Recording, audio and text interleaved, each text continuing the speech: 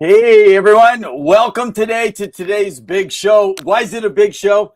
Well, because the big guy is sitting here without his partner who just abandoned him. No, he'll be here in a minute or two. Pavel's just running a few minutes behind here. Just opening the show. It's been a great week, just a couple days ago. So if you didn't get a chance, I sent it out on my X, but I actually sent it out there so that you guys can actually give a listen, see to Full Press Hockey. I went on with Jim Behringer, who has filled in on our show for a couple weeks with Full Press Hockey out in New Jersey. So it was a fabulous show.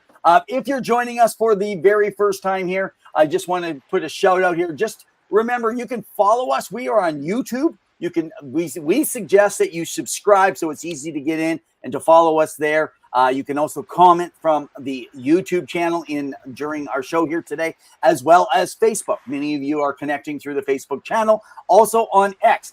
We put the complaints in. You guys sent them in, and now we're getting the ability to go through there. And we just found out now we're going to be able to stream also live to Vimeo, as well as if you want to go to Instagram, you can catch us there, as well as a few other places. Not yet TikTok, and the time is ticking away. TikTok. Just a joke, guys. So yeah, give us a follow. Guys, our hockey site, Two Guys and Hockey Talk. You can go in there and catch. So Jim is going to be coming in and joining us and getting some of his, he's got some great articles out there, and he's giving us, coming from the East Coast. So he's going to be giving another perspective, even though we already got our man Grant over there in the Boston area already. And of course, you can always check in.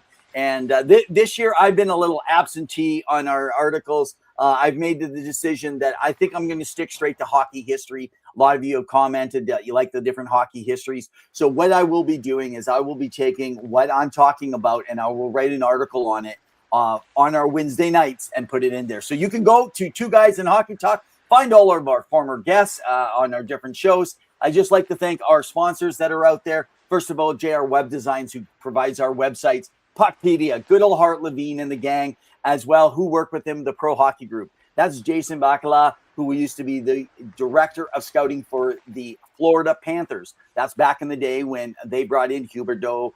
They brought in, Huberdeau, sorry. They brought in Aaron Ekblad, Barkov, those different guys. He now runs the Pro Hockey Group. If you go through their site, you can actually learn everything about junior hockey, get all the information, what's happening around there. And then our music you hear in our intros and our outros, that is by Penny Billionaires, Invincible.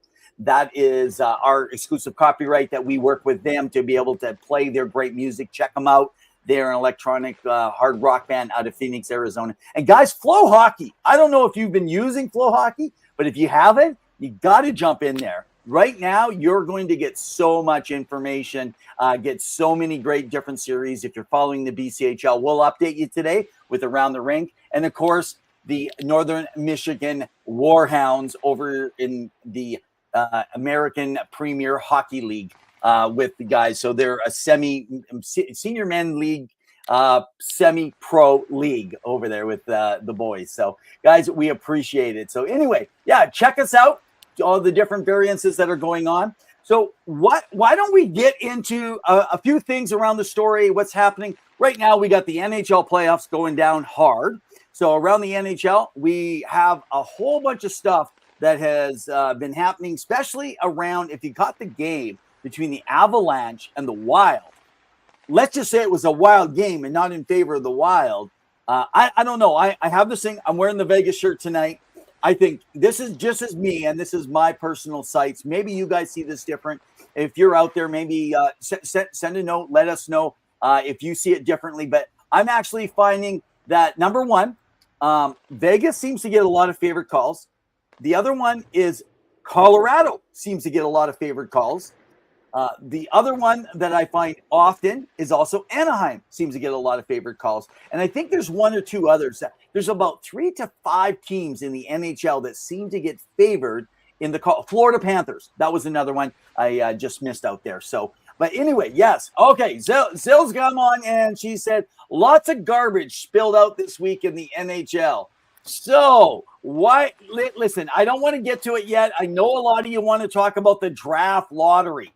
The draft lottery was a really big deal. It just happened. Let's not get into it yet. So most of you know what came down. I'm going to wait till Pavel jumps in. When Pavel jumps in, we're going to go at, because what is going to happen if I go ahead and start sharing it, he's just going to come back and want to talk about it also. So now you're going to hear a repeat happening. So speaking of the devil has arrived. So it looks like we can jump right back into that. So first of all, before we go ahead and start this conversation on the draft lottery to open up our show here today, why don't I go ahead and mention my name is Evan Renaerts. You can reach me on X at Revenev. And my partner here is Pawel the Cat Zygmunt. Sorry, Evan. I apologize to everyone. And where do they find you if they're following you on X? I am on hockey_2, where I have lots of conversations with people about all things hockey. Oh, okay. And if they want to follow your cat life, what's that mean? Where do they got to go for that? Instagram? Well, they got to go to my Instagram at Color Avenue, right? But we also do have an Instagram page at hockey_2, so you guys can go check it out as well. All right, man. Hey, so where are you coming from? I am here in beautiful Cowtown, Calgary, Alberta, where I am doing a Developing Leaders course. I apologize. We were doing some group work, and we're just wrapping up here for the end of the day with some interesting lectures. But I tried to get away so that I could talk all things hockey. There are a lot of hockey fans here, including people from Oilers fans, Calgary Flames fans, Vancouver Canucks fans, and Toronto Maple Leafs fans. So what you're saying is there's lots of fans there of the teams that are not in the playoffs. In this program that are people from all across Canada is what I'm trying to imply. Yeah. No, right across the board. Okay. Find them at the scratching post. Well, after the Canadians, the only team left in the NHL playoffs, folks, is the Montreal Canadiens for a Canadian team. So basically, Paz has already been at the scratching post, but it might be called the drinking post. That might have been where he actually wins. So, okay, let's start it off with the hottest topic in hockey right now. We're going to probably bring, by the way, to you guys around 7:30, 7:35. We're going to move to Around the Ring because I want to break down the BCHL and all the CHL3 leagues and what's going on, and KHL, Liga, and SHL, okay? So we're going to give you a bunch of stuff. We haven't given you a lot of the updates, and then we're going to come back and talk more. So we're going to talk the lottery, then we're going to talk some NHL, then we're going to move over to Around the Rink, and then we're going to come back and finish stuff, and I'll finish with hockey history. If you're wanting some information today, we'll talk a little bit right now around Revs Top 15 with coming in. I'm not going to get into my Revs Top 15, guys, but because I have my Revs with draft picks and the lottery just came out, we're obviously going to hit in on a few things.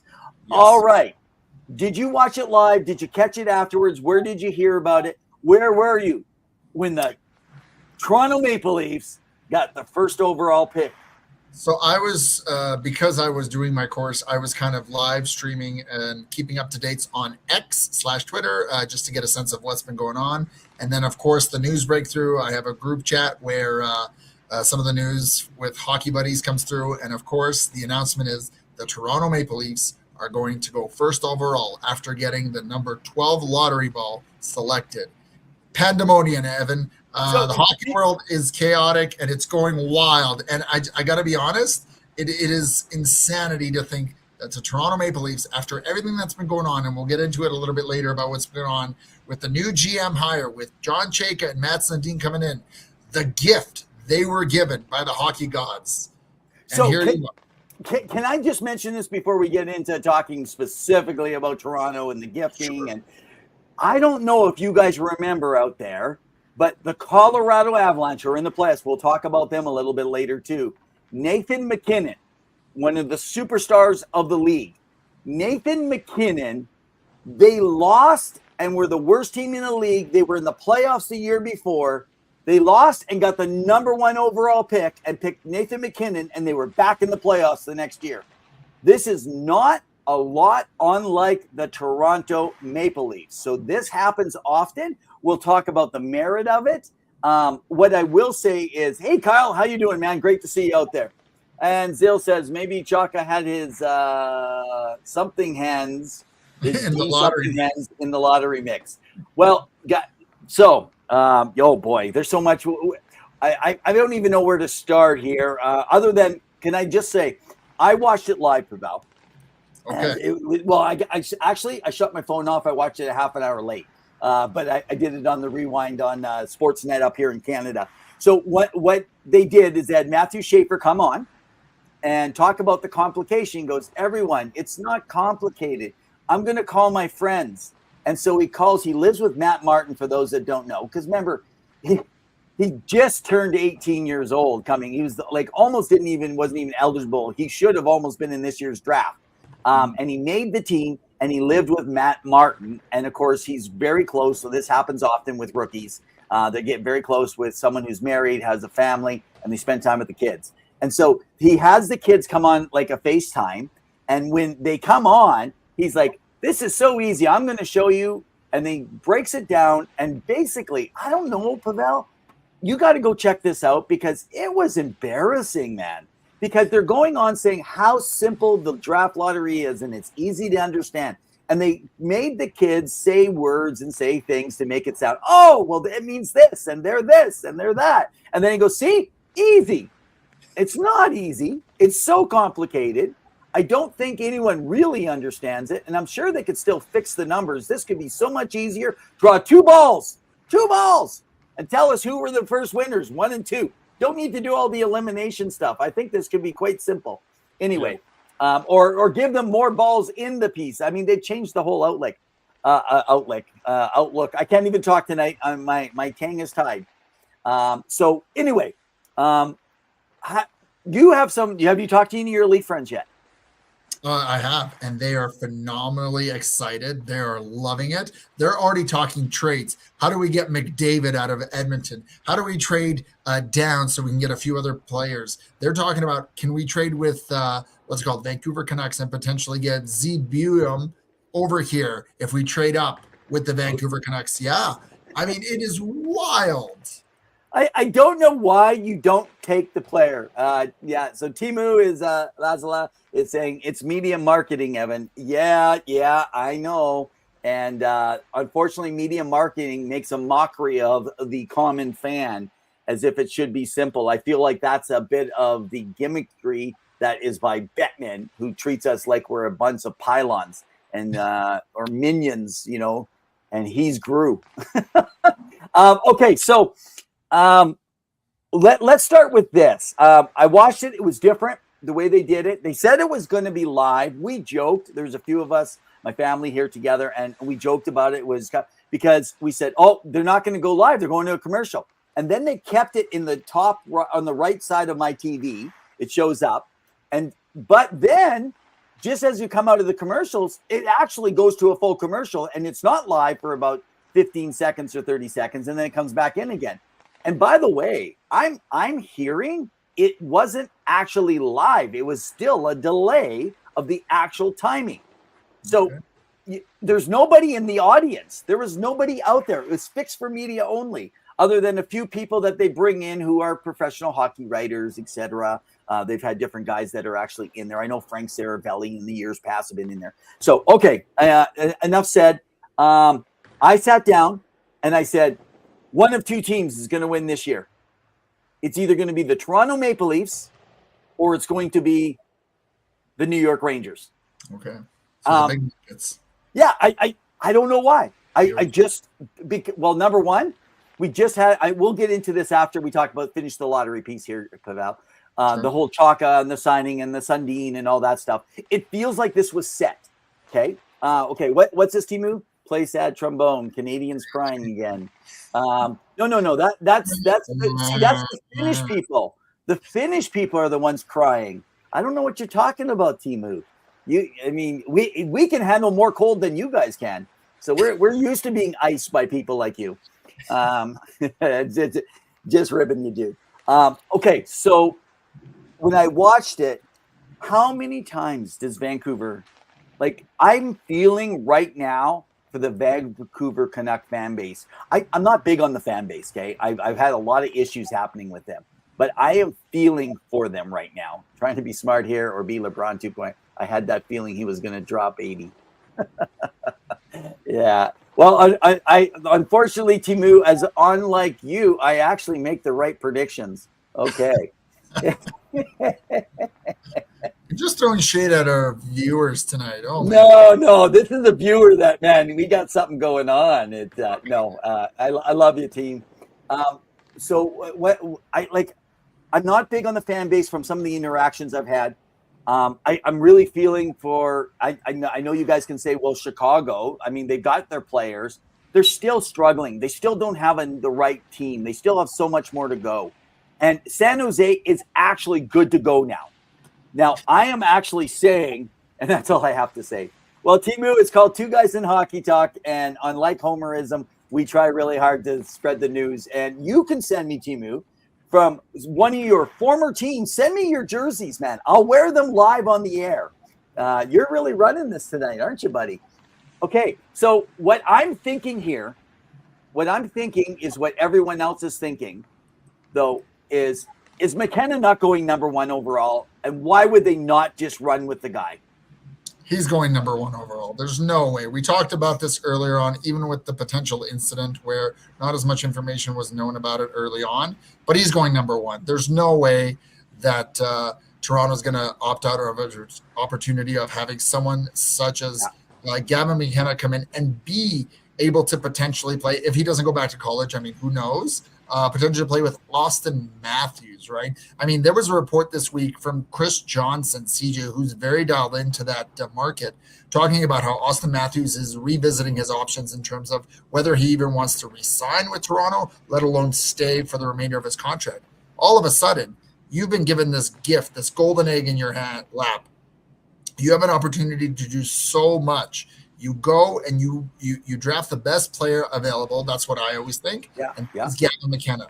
Maybe it is with, for some people, Ivan Stenberg. Who knows? There's other players that maybe teams are very fond of. But I think Gavin McKenna is going to thrive. He's already thriving in a big market. He went to go play college. You know what he's able to do. He's going to have success. And, of course, as you know, Evan, a lot of players rarely start center at the beginning of their careers. They usually start at the wing and then move into the center position. So it'll be interesting to see I was just confused what you were talking about there. About McKenna playing on the wing, because that's his position. He's always been a winger. But you know that Toronto tries players at different roles. They tried Nylander at center a few times. But at 18 years old, you don't start a guy playing center. That's almost impossible. And that's what I'm indicating. What I'm saying is that they will try it out. They've tried it for Nylander so many times. They've tried Marner. I mean, Marner's playing now sometimes center in Vegas. It's not uncommon. What I'm saying is that he'll probably start potentially playing next year with, of course, Matthews there. And now you have a completely different outlook on life. Now, whether you fire the coach in Toronto, whether you just quickly retool on the fly, which you can now, you have that ability to potentially make the postseason next year. You have lost your overall first-round pick next year and the year after to Boston and Philadelphia, which, of course, was part of the stipulation for this year. But, I mean, who cares? Who cares about Well, and it's worth it because you got a replacement for Marner now on your wing, right? If we can just go back for a sec, saw Timu had wrote there. I heard Stenberg would be the pick for Vancouver if they got first. That was before everything changed now, though. So now they're going to be having a new GM in place and a new president of hockey operations, as we're going to get into a little bit later about Jim Rutherford now officially stepping back. This was something that I actually did put on my axe and let people know that this was something that was coming. It had to be done, and they will have things in place. I give them about expect an announcement within the next 3 to 4 weeks, maybe even less. Okay.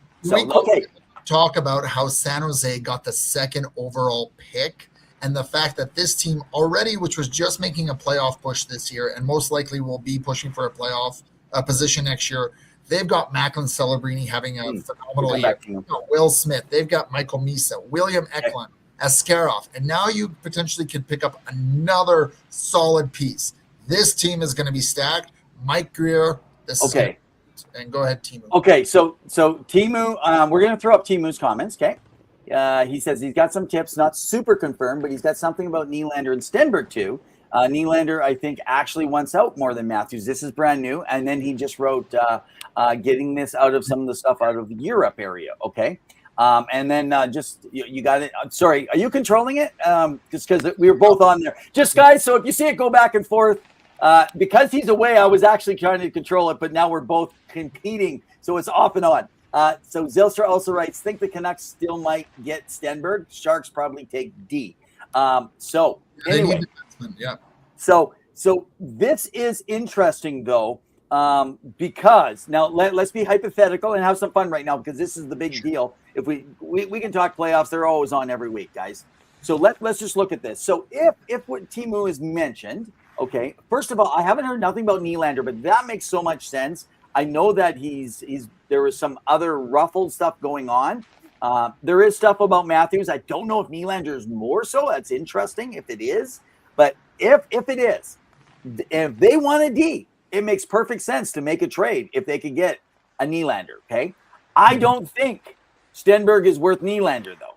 They're gonna have to send something else back, a top prospect or something along the way. San Jose ain't sending a D because that's where they got to build around it. But that would make sense because then they could move back. They can make that trade. They don't have to worry about bringing a guy. They got someone ready because their team's ready. Next year, San Jose is making the playoffs, in my opinion. There's no way that they're not, unless they have bad injuries. I think that they're also going to be making a couple moves. There's also the possibility that San Jose makes a trade that they need another good, solid forward with Bedard, and that could be Stenberg. So there could be a trade between them where Chicago goes up their 4. And what is it? They're 24, or I can't remember the other second pick they have in the first round. That could be a possibility also. That could be end up moving. As the draft comes up, folks, we are going to be having a live draft. So we'll get more into those specifics around it. But anyway, let's come back. Teemu has one more thing. He says, if Stenberg is available number 3, they take him. Their development man is Swedish. Their man behind the scenes dude. Can't say a lot. Every Swedish. Look at the roster. It looks like Dallas was finished players. Advisors to the. So this is. Sorry, go ahead, Pawel. What do you say? Well, the Sedin brothers are still advisors there, and I thought that they would potentially interview for the GM role, but clearly they're still doing their due diligence in Vancouver. And do you remember we talked about them what 2-3 years ago about the possibility of them at some point moving in? So anyway, you're talking, Nylander and Stenberg connection, not trade, like more confident stuff, but more if they don't take him, you won't be happy. Okay, gotcha. Hear you, buddy. All right, let's pull that off. Okay, so let's just go to this part. Let's move over. We're talking about, so San Jose moves up. I got to be honest, I was happy. I like San Jose. I'm wanting them to get as much artillery as they possibly can. So that makes me happy just as a fan of the team. They're one of the, I jump off and on bandwagons of teams based on players a lot. That I love the entertainment of teams, and if you're not entertaining me, I'm moving on. Right? There's so many other players, not for teams. That's what I say. Yeah, I mean, you can go with teams, but man, you live and die, and your heart gets broken like your girlfriend, your boyfriend just left you, or your wife, or it's like a divorce every time that they don't make the playoffs or they mess up, or and I guess it's like a draft pick. You're just hoping for a new wife or a new husband or something, So let's talk about the Maple Leafs and what came down. So go ahead, update folks on what happened and the new announcements for those that don't know it. I know many do, but then let's get into it. So for sure. So there was a press conference with Keith Pelly, the owner of the team, along with John Chayka, who's going to be the president of hockey operations, along with Matt Sundin, who's going to be kind of a special advisor coming in to fill in the role of the GM. Now, Chayka kind of, he's been a GM before. There's some clout around his history with the Arizona Coyotes franchise and some of the concerns there, but he was also 26 years of age at the time. He's much older, right? And so, people are given a second chance. I'm sure the NHL was probably aware of the hire. And of course, Matt Sundin, former captain of the team, spent many years in Toronto, beloved by many there. Really, really made an impact there. Played with some greats as well, including Wendell Clark. And so, they come out, they have a press conference. Steve Simmons, who's a reporter there for the Toronto Star, he kind of throws a few hot irons just to get things started. It was a bit of a buzz. You can feel the intensity in the conference there. And of course, Keith Pelly is not very well versed in media relations. Let's talk about the Raptors, man. Let's talk about the Raptors instead of the Leafs. And so, it wasn't a good showcasing, but all of a sudden, the next day, you get the number 1 overall pick, and the mood in Toronto changes, and there's a different atmosphere, a different vibe. But what it shows is that they looked at different GMs potentially coming in, different people for that role. They interviewed quite a few people. They had an outside organization who did that process, headhunting for a new GM and potentially president of hockey operations. And they're bringing somebody in to really stabilize things and turn the ship around, because this is a team that believes that they can make the postseason next year in a very difficult Atlantic division. What the past is definitely it's your resume, right? It definitely identifies what you've done, but you still have to give Chaika a chance, right? Whatever it may be. And so I really believe that this is a new opportunity, a new lead for Chaika. You see a lot of people in the NHL get second chances. Joe Quenneville in Anaheim, and look what that's done for his career. Stan Bowman in Edmonton, amongst some others. Look what that's done for the Oilers. For sure, but the league does clear these things, and Toronto. I mean, it's the mecca of hockey to some extent. It's where there's the most fan base. It's one of the, if not the highest earning franchise in the league. It's a very worldwide known brand logo, and they have money to spend, like a drunk sailor, as one would say. And I think that this is a changing of the leaf. Now, they didn't talk about changing the coach. They're still evaluating things, albeit they have a short window. It may sound like Craig Berube sticks around. Who knows? Now, whether you agree with that or not, that's up to your interpretation. But I think it comes down to that they're trying to turn the leaf from the Brad Treliving era, and they have a lot. Okay, so this is what it befuddles me. I know there's a lot of emotion that's happening in Leaf Nation around everything that has come down. I get the second chances. That's not an issue. Okay. Basically, the guy had 4 years is what you're looking at. Okay. The guy has 4 years. Well, he secretly interviewed in New Jersey, potentially. Okay, go ahead. He secretly interviewed in New Jersey for a potential role there as a GM, got caught, and of course suspended for a year during the COVID year, 2021 or 2020. And Arizona had to pay the price with picks, and this was a team already struggling with picking up people. Now, he did make some good trades, but he also made some questionable trades. But he also was suspended. Yes. So he got suspended after his 4 years, and he never returned to the NHL. Okay, there's stories that you can hear, actually, and then we're going to get into it in a sec. We'll come to you, Timu. I'm not going to go to yours yet by Simmons. We'll come to your comments in a minute. I want to kind of build the narrative, and then we'll come to your comments there. So Simmons talks about he actually talked to a person that was down there. Like him or hate him, I've never been a Simmons fan. I don't like his ethics. I don't like how he does the game. But you know what? He's pretty passionate, and he gets people worked up. But there's he also a fan base that probably feels the way Simmons does. Oh, a huge base. Vocal representative of that subsect of the Toronto fan base. So there was all these computers showing all these data, and only one actually worked when an employee went in to work in Chaka's office. He made it look like something was happening, but there was almost nothing. He's all about analytics and video and all this stuff, and he is young and around. But my thing, Pawel, you have the richest franchise in Canada. You've let go of a guy with experience that has done at least some building. Like it or not, he's not the ultimate fault of what happened there, other than the Marner was the only thing that was the big change this year. Matthews did not have a good year. There was a whole bunch of other stuff that was going on. Their goaltending probably was the best it's been, though. It was inconsistent. That was, but Hildeby stood on his head. But I thought this year was the best that I saw them actually. I thought it was last year. I thought last year, but okay. No, I felt that they were all over. They had so many goalies the previous year, but okay. Anyway, that was my opinion around it. Okay, so now here's the issue that I'm having. Okay, you bring in a guy to run a franchise. He got no experience. He has a 0.4. So he's got a 40% chance, 40% winning percentage. He's never played with a winner. He doesn't know any of the stuff. He makes league mistakes. I have no problem with him coming back to figure it out. He needs to come back as an assistant or something, not a GM.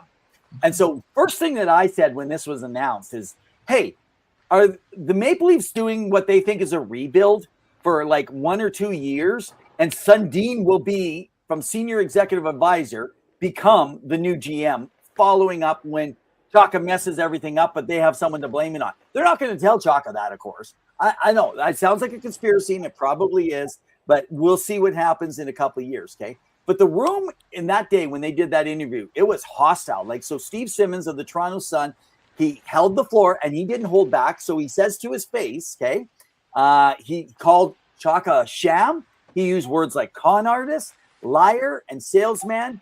And folks, that's just not classy. So you'll see here just on our screen, we pulled it up here. So this is where Timu says on class by Simmons.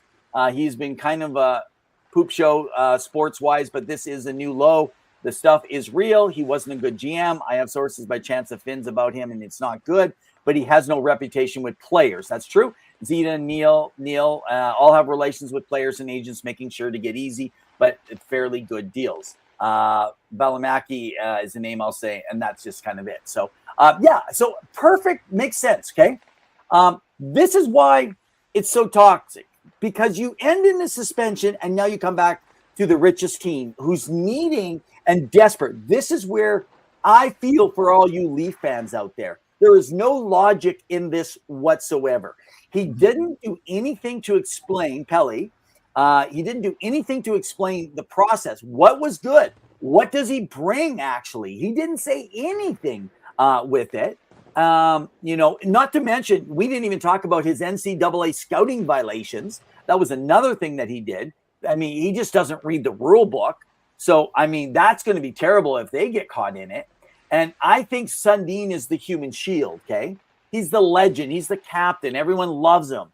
And the narrative is Pelly kept calling them a formidable duo. But is it? Because I actually wonder, even now, moving forward, because it was Matt Sundin. Why wasn't it Chaka? He's a brand new GM. But it was Sundin who was live at the draft and beyond himself. And I think what you're going to see is the face is going to be more Sundin than you're actually going to see Chaka. And the other part that I will mention is that this is Simmons reports, okay? He said 19 out of 20 people could not understand this hire. And there were other people, good potential GMs that could have came in. So all of those things are right. So my question is for Leafs fans, what would you do if you're a Leafs fan? Like you can't do anything, right? You're stuck with what you got and you got to pay the show. And the fans, there's people lined up to take your seats. So I agree. I think there's a lot there, again, having the first overall pick changes a lot of the dynamics moving forward for next year for the team. Yeah. However, there is still a lot of underlying question. Who are you keeping? How are you making Austin Matthews happy? Are you planning to keep Austin Matthews in your future? Or is it someone that you're now going to potentially be trading in the next year and a half, given that his contract's up in 2 years and he's getting a little older? Yeah. You see that his body's been through some injury, the shoulder, now with the leg and the surgery. Is he going to be back to that even 45 to 55 goal range? Or can he get back to that 60, 70 goal range that he was able to accomplish a couple of years back? Well, if he's playing with Gavin McKenna, man, even Gavin, he's going to be a point per game. You're getting a new Marner-esque, right? You're coming in with somebody who can play very elite hockey. We see what Marner's able to do in the postseason right now, but I really think that the challenge here is that maybe Rogers, they're making cuts in all other areas. Maybe they went with the cheapest option, and that is what Keith Pelly's looking at. We all know that Rogers Communications right now is making a lot of cuts across their companies in a lot of different sectors. Is this another way of cutting back costs to going with a cheaper option for a GM, especially since, for example, Craig Berube's contract comes into effect next year? Does that take into a factor where they're trying to save money and they're saying, let's see what's going to go on?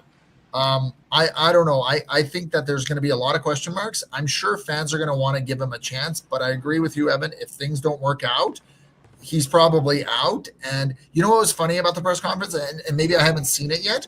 They didn't really announce their contracts either in the press conference. Nothing. I was just on Behringer's full press show and we were talking about it. And I asked, do you know anything I don't? And he's like, no one can find it. Yeah. So Timu says, don't think Chaika is liked at all. Sundin, I don't think likes Chaika from how much Happy his face is. Sundin is smart. He knows hockey. He will be the GM plus the overall say. Chaika won't have much to say. There's already some guys in Toronto who don't like Chaika, not the same names, but a guy in defense. I mean, yeah, but then look at this. Look at this. Come on, Timu. Darn it. I'll say OEL. And now Zylstra is indicating, and it was announced today that the cap is climbing to 104 million, right? And so you get to play around with the cap. You have a couple pieces signed. Are you going to trade Nylander? Are you going to trade Matthews? Are you going to trade one of your goaltenders to let Hildeby come in and fill in that backup role? Because he, like we talked about, he played well this year. That's right. Your defense is pretty much locked in, but is there, like, Brandon Carlo, would he be potentially moved? I know there was some interest, but Treliving takes calls, but he doesn't really make a move. Maybe that's why Chaika was brought in. He's more aggressive in terms of I could see him making moves, yeah. But he's got to get that could be it, right? He gets the advice. So Sundin has to pass it before he can make the move. Whoa. I mean, that's why he's there. He's really the man over the GM without calling him the man over the GM. Okay, quick note. Right now, Toronto must love this because they got all our attention on 30 plus minutes of a show today on it. Zill already wants to go around the rink. Okay, give us a few minutes to finish one other little piece here. So I do want to mention everyone. Some people said, well, who was there? So Haley Wickenheiser, I have it final now. She was a finalist. She did get interviewed for the GM job, and they were very interested. I know Jim Behringer says that he's interviewed her before, and she's incredible. She's smart. She's very forward-thinking. I think that would have issued in a brand new era for them. But they went back to the Arizona analytics model that has failed once, but I guess they're going to keep going. And the other thing is people don't know this, but Chaka actually used Ty Domi. Again, this was something when I was talking with Jim, I had to go check into, and Ty Domi is the connection. There were massive rumors that were circulating. They were denied, but he did play behind the scenes, and I've had confirmation from 4 different people about that don't even know each other, okay? And that the rumor has been persistent, that they're well connected, and so that's always an issue. In fact, NHL teams have already sent into the league that Chaka was contacting their employees before he was even officially announced as GM. Okay. He was already making contacts around and putting stuff. It's unsubstantiated, that part of it. But you know what? At this point, when you have a bad history, those rumors are going to get out there, whether they're true or not. And I will say this last piece. Austin Matthews, okay, right now, he's entering that critical offseason we were talking about. And my understanding, he is kept very silent, but his agent does not particularly like Chaka either. So I agree with what Timu said. I do think that we are looking at Sundin really making the yes go-aheads and or the suggestions around between the players and Chaika. Yeah. Okay, interesting. So, and what's the last one?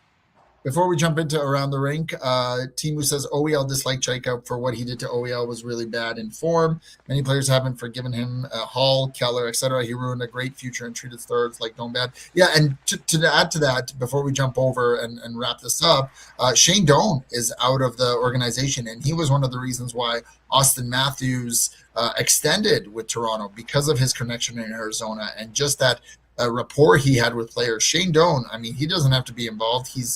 He could be, but he's living his best life, right? And his son is playing in the NHL. He's happy. I know he was considered for the role in Vancouver, but I don't know if that's going to happen.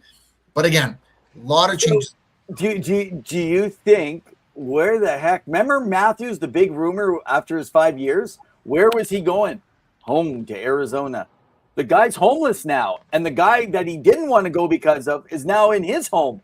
So you know what? I think it's gonna be fun. It's gonna be a blast, man. And on that note, Around the Rink.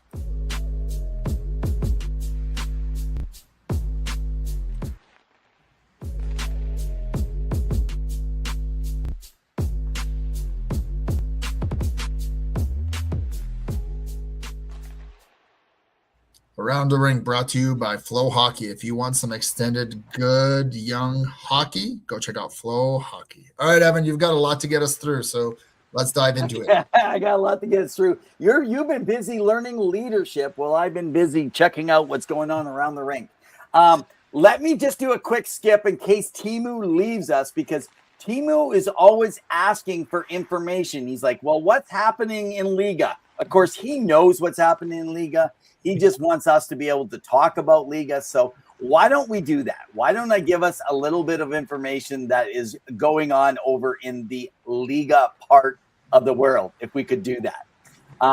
Guys, the Liga playoffs in Finland have reached the final stage, and we have what is called, I'm just going to title it this way, and I'm sure Timo's going to throw stuff in. And by the way, Timo, I'm going to slaughter some names, and you're just going to have to deal with it today. That is just a typical Western Canadian.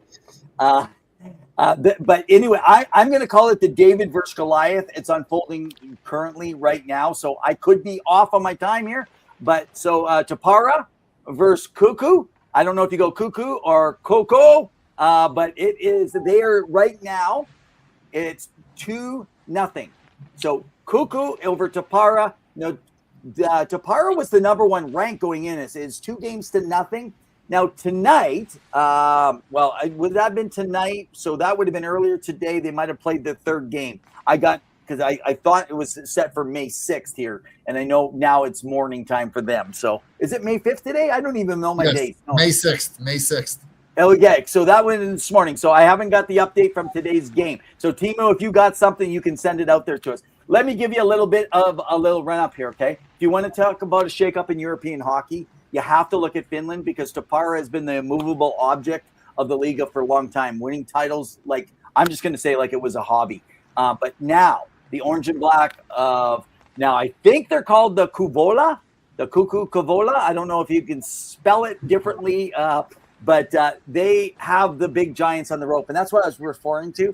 I think it's really cool, but that dynasty could be in trouble, which I think is a positive thing of what's going on, right? Or can Tapara come out of this, right? Can the dynasty team dig deep and pull? So some quick guys to me. And these are where I'm going to get it wrong, Timu. So Antti Kalaputas, he's leading right now with 14 points in the scoring. But the goalie factor right now is the biggest thing that's happening, because the Kuola defensive system has held Tapara. They're the league's highest scoring team to just 4 goals, so 2 goals a game only, which I actually find interesting. And remember, Tapara's had the home ice advantages through this. So stay tuned. We will update you again next week, because these guys are about to end. This is their Stanley Cup right now that they're in on. So, hey, so the question is, I haven't even got into look yet. So, Timo, does he got anything in there? What's he saying? He said, sorry, got a thing. Matthews GM, Judd Moldaver, who's also Connor McDavid's agent, did Max Domi, Connor Garland, Kiefer Sherwood, etc. Wonder who they all played for. Okay, so Timu's so stuck on Toronto, he's not even caring about his league over there in Finland right now. Not a problem. So, okay, so that's what's going on over there. But if we step up, okay, just before these guys, let me take you guys quickly over right now into Russia. So in Russia, the KHL's reached its most dramatic moment, okay? It is now game 1, which was actually set for, I believe, starts Monday, their Monday. So remember, that's our evening the night before, so May 10th for us, Sunday night. Sunday night. Our Sunday night is their Monday morning. But Lokomotiv versus Akbars, that is the 2 teams, okay? And look for a really good series. So I always like titles, so I call this the Iron Road versus the Kazan Dynasty. You know, me and my dynasties right now. We don't have a lot going on this year in the NHL, as we'll get back to. But a player that was a hero in Game 7, the last one for Lokomotiv, was Igor Surin. So Igor Surin was incredible over there, just suffocating defense. This guy was just amazing. And then also Alexander Barbanov has, since returning to the KHL, he's been on a whole different level. So that was a big storyline. But I think there is some fatigue that could be happening versus momentum, because I think Lokomotiv is going to be quite fatigued and Kazan is very rested. So again, another series that you got to be excited about with what's actually happening around there. And the last one, let me just move over to, guys, for you in the SHL, because we haven't got a lot of this to you lately. In the SHL, that's the Swedish Hockey League. they've just reached their grand conclusion. And while other leagues are fighting, they crowned their champion, and their champion was Skellefteå. So they actually won it 4-1. Great season. I will say, though, I still believe the SHL is not as strong right now. That's why I'm cautious on Stenberg and a few others, the numbers that I'm seeing, because they are not as strong of a league as they have been in the years past. So, but a part of this had to do with the Oscar Lindberg show. Essentially, his performance was incredible, and even sweeping the awards, playoff MVP and stuff like that. He was pretty much pretty amazing. Their goaltender Strassman was a brick wall. All right. So, hey, have you got to see any of the CHL playoffs? I have not. I have not got a chance to catch some of it. I've just been kind of watching the highlights because there's been some interesting things happen around it. But I wanted to get to one thing in the AHL, but I'll let you.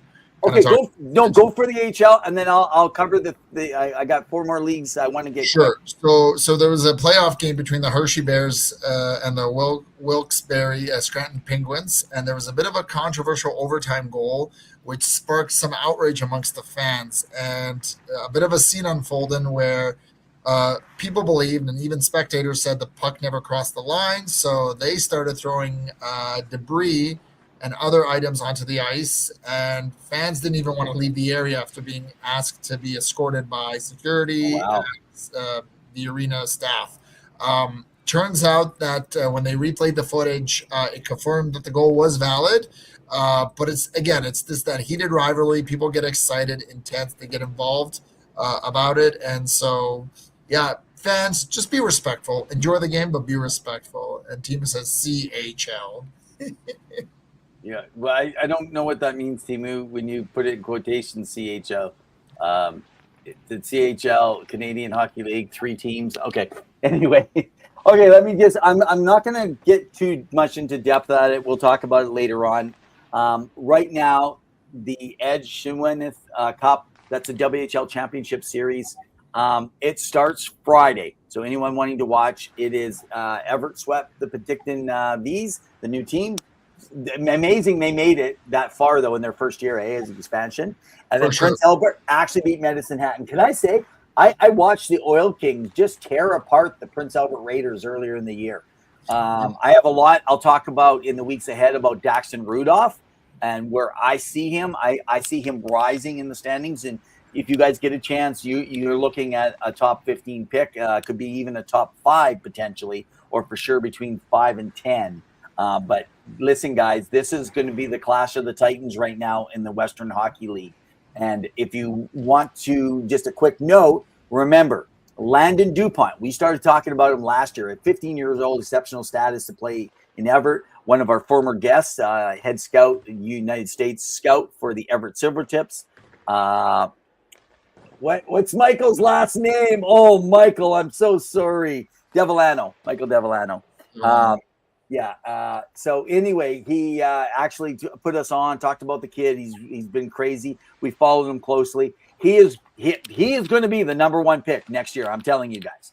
We predicted McKenna 2 years out. I believe still he is the number 1 consensus pick across. What's that? Sorry. For Landon DuPont, is that for next year? Yeah, and that's not for this year, but for next year. Landon DuPont, guys.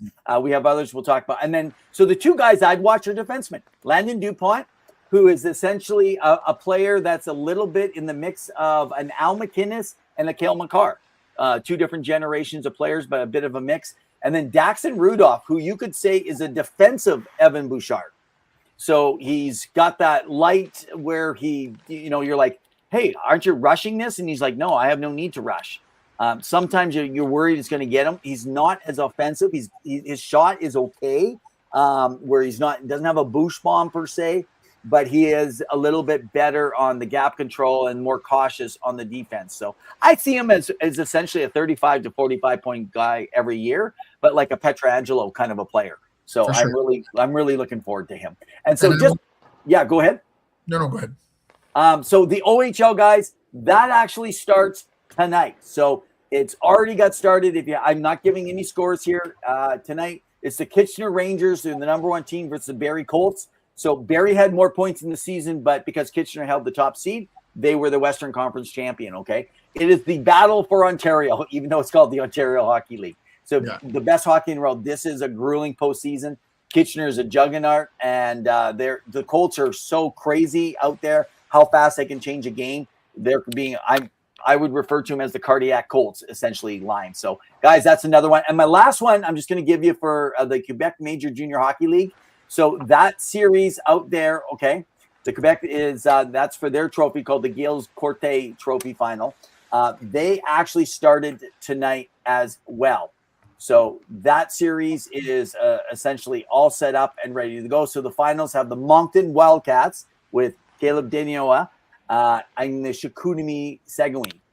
So that's going to be another good series. Now, you can follow the WHL on Victory, and the OHL you can follow over on Flow Hockey with some of our partners. And I know I've got a lot of info, but I do want to mention this quickly. If you have not got a chance, the BCHL, I'm a big supporter of what they have in Junior A hockey. Now, Nanaimo, I got to see them play last night. They went up 3-0 now against the Prince George Spruce Kings. It was dynamic. The Brooks Bandits are taking on the Cranbrook Bucks in the other. So Brooks is up 2-1. I think it's going to be a Brooks Nanaimo final. And right now, this is what I will just say is the goaltending right now of the Nanaimo Clippers is outstanding. So this is going to be an incredible series. So, guys, there is a lot of stuff. The BCHL also go to Flow Hockey.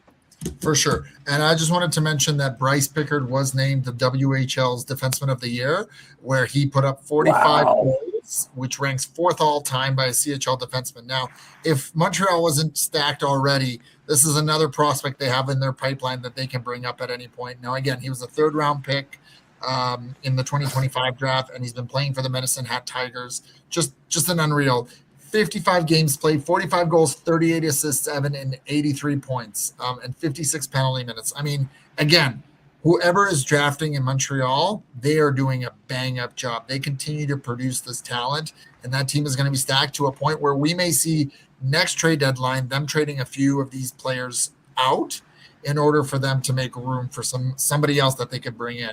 I love Zill's comment. I see that you just ripped it down there. But Zill's comment about the WHL, Zill, you realize Jordan Robert, you just basically made him happy. He is a WHL boy to the end.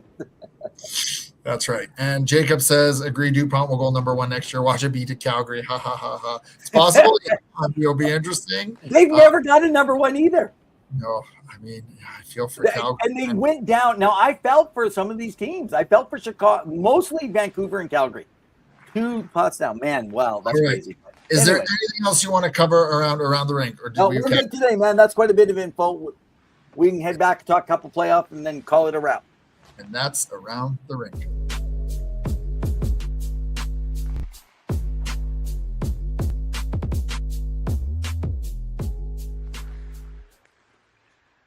All right, let's wrap it up with a little postseason action. So it sounds like the Montreal Canadiens are down 4-2 in the first game that started in the Eastern Conference there between them and the Buffalo Sabres. The Buffalo are a wagon. The city of Montreal, well, Evan, I don't know if you heard, they've gotten rid of Buffalo Wings. They are now calling them Montreal Wings. Because, no way.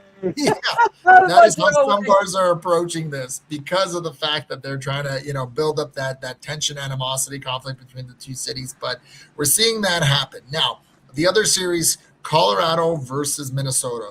What a wild first game. I mean, scores galore, 6-9. It is insane. What is goaltending? What is defense? Well, here you are. Now, they change up the goaltender in Minnesota. It still doesn't do it enough. They lose the next game 5-2. Colorado up. They look like they can coast their way to the playoff, to the Stanley Cup final, Evan. I don't know who can stop them. Speaking of the other Western teams, Anaheim was not happy, including Joan Quenville, with that potential missed offside or icing call that they had, which led to a goal by the Vegas Golden Knights, which allowed them to win the game. I think it was. Right? Yeah, I mean, questionable calls. You see what happens. So I don't know what's going to happen. Team who says Colorado, They can't beat Dallas, and Dallas is out. So yeah, a lot of questions for Dallas, but Colorado most likely will face Vegas, I mean, unless Anaheim can change it around. And then Carolina, could we see a Colorado-Carolina matchup? Because Carolina looks unstoppable against the Flyers. They keep coming at you. And right now, Frederik Andersen's playing out of his mind. He could be, what's it called? A Conn Smythe. Yeah. That's how good he's playing. So your thoughts on any of these series and Yeah. anything? Okay, so let's move over. So last night, there's been all this back and forth, and I think Timu, I saw you commenting on X, and a bunch of you guys have been out there. You put your notes in. I watched the hit by Nathan MacKinnon on Matt Boldy. Okay, Right. He also had one on Quinn Hughes. Okay, in last night's game, it definitely sparked a lot of debate. I felt like there was 3 calls that never got called against Colorado when it was 1 goal apart, and at that point, then they got an easy call that there should never been an easy call. The guy embellished on top of it, which bothered me. And then, anyway, I'm sitting here going, how could this hit from behind? And so what I did is I went to the rule book. I contacted someone that works really good with the NHL rule books, and they sent me some information around it. So the NHL rule book, if you guys watch McKinnon's hit, and he lands behind the shoulder. So to me, that's from the back, and it's like a boarding. But a lot of people have called it clean. Even the play-by-play, no one said anything wrong with it. The big hit. Let me break down the rule. It's in the rule book called Rule 41 and Rule 43. First of all, it's the point of contact rule. That is the biggest reason the refs let it go, is because of the initial point of contact, I guess. So under Rule 43, checking from behind, the hit is only illegal if the contact is made directly on the back of the opponent. And it was an angle here, so that he made contact with the side and the back of Boldy's shoulders.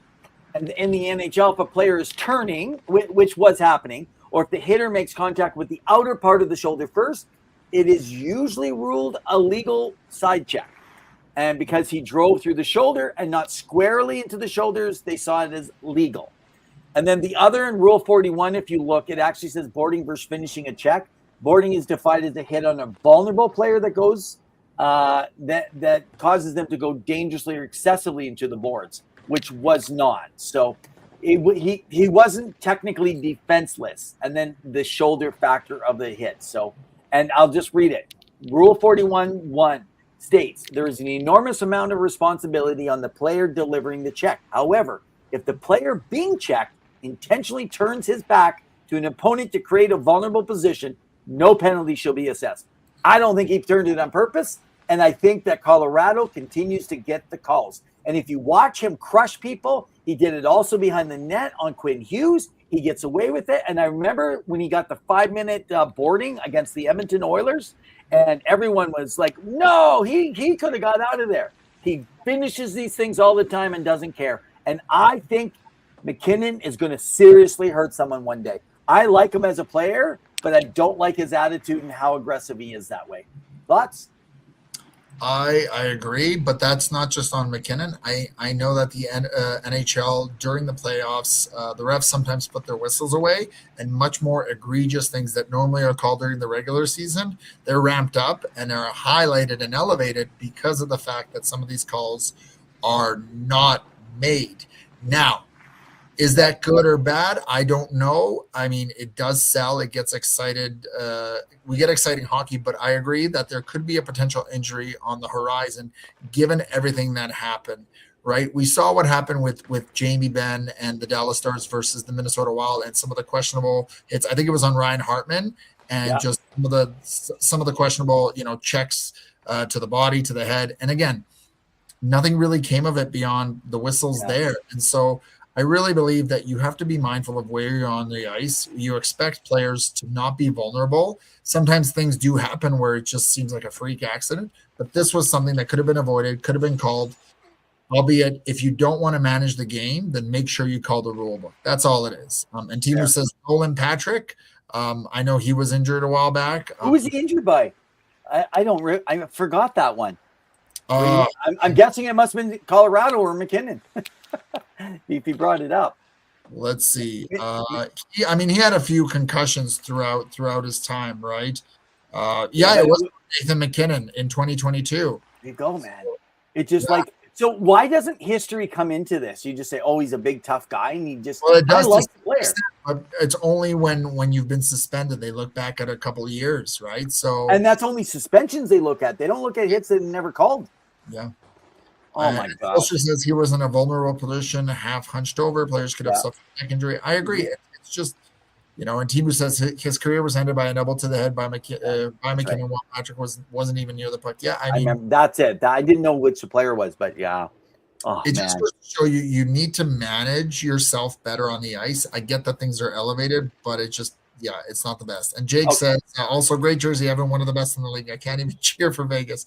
My Oilers super fan and more on that. Haha.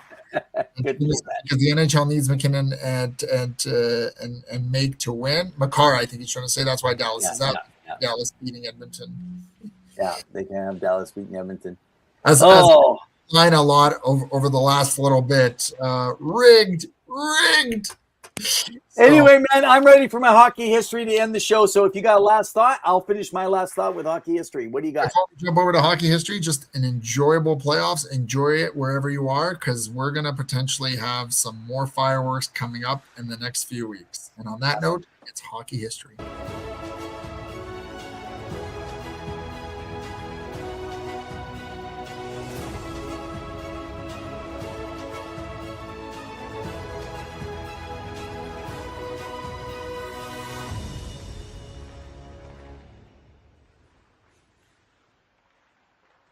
Hey, folks.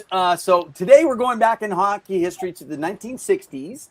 It was an era of the flat wooden sticks. Blades. Let's call them blades. Okay. There was no helmets, and goalies still thought masks were optional during that phase. But in 1962, a simple accident happened for the Chicago Blackhawks in practice, and it changed the physics of hockey forever. So many of us, man, we marvel at those 100-mile-per-hour slap shots that dip and dive, kind of like a knuckleball in baseball, and we owe a great attitude maybe to the broken piece of wood and a guy named Stan Mikita. Like back then, in his day, every hockey stick was straight. So if you wanted to backhand the puck, it was, not much on like Crosby or even Draisaitl, but during a practice session, Mikita jammed his stick blade into a gap in the bench door. And when he pulled it out, though, the blade was cracked and it was really curved. So instead of tossing it, good old Stan Mikita, he partly out of frustration and partly out of curiosity, I'm sure, decided to take a shot with it. But the result, the puck didn't just fly. It acted like it was possessed. It screamed off of his wood stick with a trajectory no one had ever seen before this point in time. He grabbed his teammate, the legendary Bobby Hull, who played with him back then. If you guys that are younger, go look him up. And they started heading to the locker room with this tea kettle. And they would soak their blades in the hot water, wedge them under a door frame, and crank them until they actually had what was called a banana hook. So when the season starts the next year and they start shooting, goalies are terrified. Before the curve, a shot generally would go right where the shooter was looking.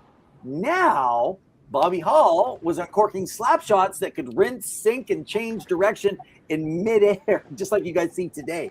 But the NHL had to step in because the banana blades were getting out of hand. Not much unlike if you guys played floor hockey. I did in the 80s.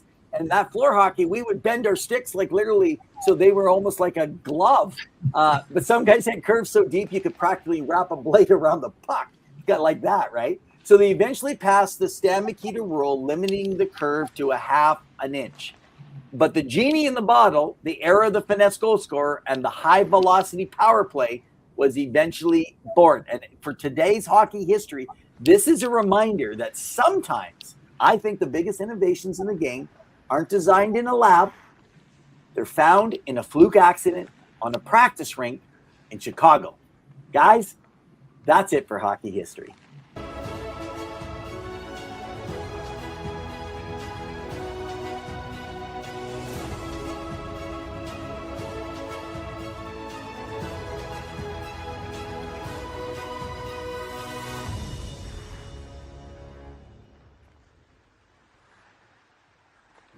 All right, and that does it for another episode of Season 7, Two Guys in Hockey Talk. We are back here again next Wednesday at 7 p.m. to bring you all the news about the latest and the greatest. Remember, guys, you can find us on X/Twitter, on YouTube, on Facebook, on Instagram. We want to get you to our website. We're going to get some new writers, including Jim getting up there to get some of his stuff up there. Grant for his Boston writing, as well as myself and some other stuff. And if you want to write for Two Guys in Hockey Talk, feel free to reach out to us. We'd love to partner up and connect with you.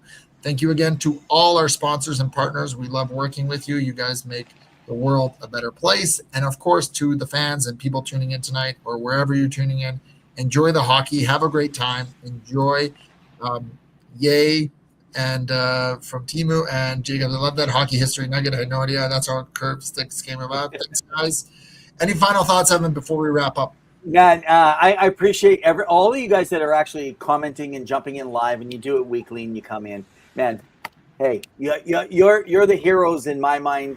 Where I love the camaraderie and the difference, and we all see things differently, and we joke and have. But at the end of the the end of the game, the end of the night, even if we argued back and forth, different takes, we shake hands in the center of the ice. We'll just say in the center of the show on the screen, we shake our hands and we say, guys, we're here because of you. Thanks for following. It's been a great one.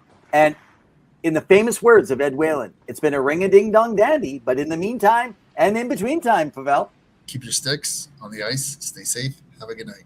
Cheers.